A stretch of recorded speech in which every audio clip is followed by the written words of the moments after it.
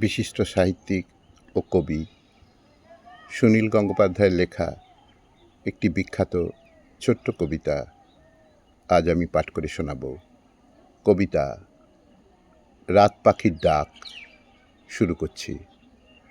আমার ঠাকুমা এক বৃষ্টি ধোয়া আশ্বিনের সকালে পুজোর ঘরে বসেছিলেন। বেলে পাথরে গড়া রাধা মাধবের মূর্তির সামনে হঠাৎ জবা নামে এক কিশোরী আর তার খেলার সাথে নীলুফর ঢুকে পড়ল সেই ঘরে। দুজনারই বয়স 11, দুজনেই ডুরে শাড়ি পরা, মাথায় একই রকম বিনুনি।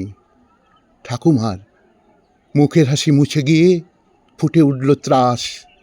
জবাকে দেখলেন না, নীলুফরের দিকে তাকিয়ে বলে উঠলেন, আরে কি সর্বনাশ, তুই এ ঘরে ঢুকে এলি, গেল গেল সব, অনাসৃষ্টি অপবিত্র হয়ে গেল, দূর হ চেমড়ি। জবা হতবাক, লজ্জায় অপমানে পাংশুটে হয়ে গেল নীলুফরের মুখ। সে দৌড়ে বেরিয়ে গেল ঘর থেকে। সেই সময় জানালা দিয়ে লাফিয়ে নেমে এলো ঠাকুমার পোষা বেড়ালটা, তার দুপায়ে কাদা মাখা। ঠাকুমা জেনে গেলেন না তারই জন্য একদিন এ দেশটা ভাগ হবে, লক্ষ লক্ষ পরিবার তজনজ হয়ে যাবে, ধুলোয় গড়াবে অসংখ্য মানুষের লাশ। ঠাকুমা জেনে গেলেন না নীলুফরকে একদিন দূর হ বলেছিলেন তিনি, হয়তো ক্রোধ বা ঘেন্নায় নয়, খানিকটা স্নেহমিশ্রিত ভৎসনায়, খানিকটা রক্তবাহিত সংস্কারে। তার ফলে যে সে এত দূরে চলে যাবে, তেপান্তরের ওপাশে। জবা ও নীলুফরের সন্তান সন্ততিদের কখনো দেখা হবে না।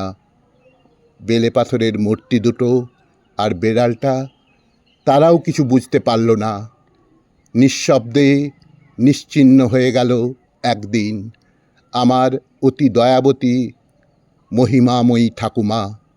শীতকালে কত কম্বল বিলি করতেন হিন্দু মুসলমান নির্বিশেষে, গরিব দুঃখীদের। তবু এত বড় সর্বনাশ হয়ে গেল ঠাকুর ঘরের জন্য, তবু এত বড় সর্বনাশ হয়ে গেল ঠাকুর ঘরের জন্য।